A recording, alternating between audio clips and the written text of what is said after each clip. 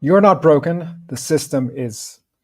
So, welcome everyone. Welcome to another live stream. Yesterday, I was really focusing on this question of first principles, right? And what the first principles mean, and why we really have to start with first principles because we do not have science that can inform on the question of very obvious questions around human health, right? By the way, I got into this today with a person called Coach Stephen out of the UK. Very interesting person. So I look forward to posting that podcast. It'll probably only be posted in a couple of weeks because I'm a little behind on my podcast posting, but it'll get there soon. So, what did so building on the lesson of yesterday, which is really that we really only have first principles as a starting point. What can we say about all this? I think, or what can we say about the major problem that we're all facing? So, the major problem, if you think about it from a first principles point of view, evolutionarily speaking, we haven't changed much. If anything, our brains have gotten a bit smaller in, say, 50,000 years, right? Now, 50,000 years ago, what was the life like for an average human being? They were, you were born, you were with your mother the whole time. In regardless of the culture, you would have had to have been,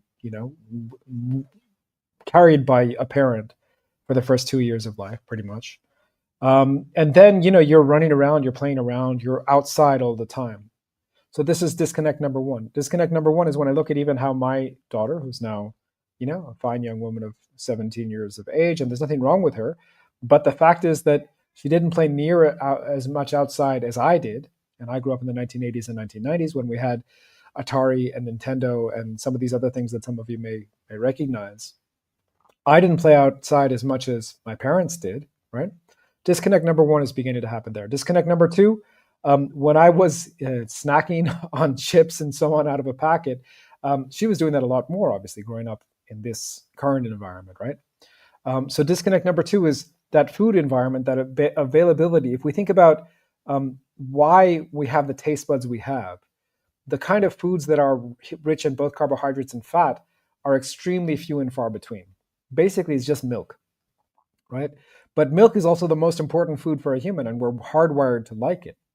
So if you can genetically engineer, not genetically engineer, it's just basic cooking. You take a potato chip, which is a small amount of carbohydrates, pure carbohydrates. You fry it in oil or butter or whatever it is.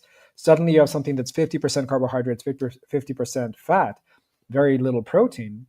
But our body is hardwired to like that.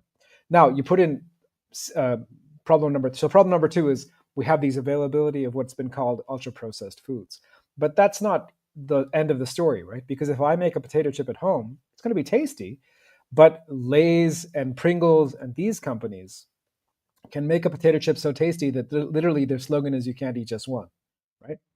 So and these things are available for practically free, right? They're so cheap, no matter your environment. By the way, you can go even on the streets, and I've done interviews in communities in India and so on these days. The availability of those super cheap packet foods is like it's everywhere, right? So these three problems. Number one is we're not actually living, even from youth, even from birth. We are not um, we're not living in the kind of environments that we are supposed to live in or that we evolved to live in. Supposed is a assuming some judgment. Let's not assume judgment, but let's just talk about the history. The history is that we grew up in certain environments, we evolved in certain environments, and now we're living in other environments. That's just the history, right? Problem number two is uh, for genetic reasons, for evolutionary reasons, we are attracted to certain foods for good reasons, but now we have engineered those foods to make them super available, super palatable.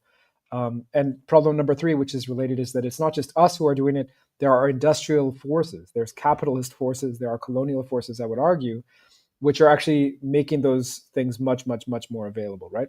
So that's the disconnect. Those are the problems. Now, I can talk to you till the cows come home about what that means in practical life, like in terms of the statistics, right? We can talk about diabetes rates going up. We can talk about cancer rates going up. We can talk about all these things, heart attacks going up and so on. Although heart attacks have been coming down since the 1960s, that's a different story. But the health problems are very real. Autoimmune diseases are just skyrocketing. They're out of control. So the problems we're facing are very, very real with all of this, right? Um, so what's the solution? So if you're, it's very easy to talk at the statistical level, at the level of statistics, but what are we meant to do, right? And so again, from that first principles approach, the problem is that there's this disconnect between the environment and our bodies. And if we want to heal our bodies, we got to understand the environment that those bodies were meant to thrive in. Make sense?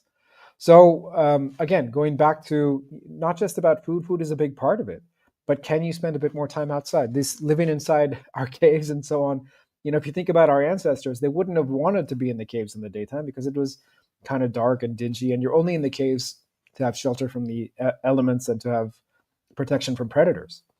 So can we get outside a bit more?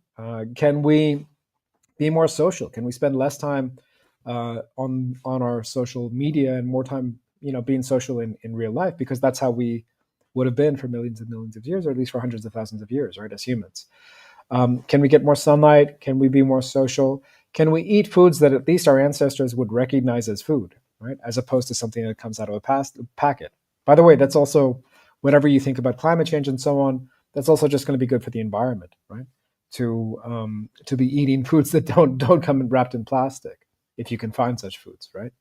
Unfortunately, these days, even meat we get from the supermarket is often wrapped in plastic. But if you can buy it directly from a butcher, and if you can get that butcher to use paper instead of plastic, like, there are alternatives. Um, so these are just some thoughts, trying to understand the real disconnect. There's more I can say about the disconnect, because it's not just that we're in these unnatural situations, we're also pressured to do unnatural things. And it's very real pressure, and these are things we have to do, right? I'm referring here to things like, everyone has to have a job, everyone has to, work for a living, et cetera, et cetera. And there's certain forms of work that are extremely rewarding, right? There's nothing wrong with any form of work. But I mean, if I had a job that was creative and artistic and was about making things, that would be great. If I had a job that was just picking up the trash, that would be less great, right? And I might have to find coping mechanisms. I might have to turn to addictions in order to deal with them, right? But the question of addiction is something we'll pick up in another conversation. Today I just wanted to point out the main issue that we're facing. And by the way, this is an issue I address at length in my book, if I can find a copy of it. I don't have a copy of it handy, but if you want a copy of The Health Dialectic, you can always check out my website, samirdasani.net. Or just let me know if you've read the book, if you've had a chance to think about it, what you think about some of the ideas in there. I think it's pretty much, again, I'm writing from the standpoint of first principles. This is all pretty obvious stuff to me, at least, which is that we are not living in the ecology. We're not living in the environment that we evolved to live in for a variety of reasons, some of which are, that's just life today, but some of which we can do something about. I mean, I mentioned the phone in the beginning. What we can all do is have chunks of time, just take out blocks of time when we are going to turn that phone off. We're going to leave it in a drawer somewhere, and we're going to go about our day pretending as if the phone doesn't exist. That's a very easy thing that we all can do. I mean, I think it's easy at a theoretical level, but try doing that for a day or two. Try saying, I'm not going to pick up my phone between 10 a.m. and 2 p.m. or whatever it is. See how long you last. It's not easy, right? So these are some very basic ideas of how we can begin to live in ways that actually are more suited to the ecology of our body, right? So there's the ecology outside, there's the environment outside, but there's also the environment of our body. And our body needs certain things. The bacteria that make up our body need certain things. And what we need to do if we find our health slipping in any way, emotional health, spiritual health, emotional health, physical health, of course, is to try to get back to the way that our bodies were designed to live, the way that humans have lived for hundreds of thousands of years, right? So some food for thought on this Thursday. Thanks, and I will see you tomorrow. So by the way, I'm doing a bit of a challenge to myself. I'm going to try and do these live streams every day for 30 days and see how it goes. Let me know if you like them. Leave a comment. Thanks, and I'll see you in the next one.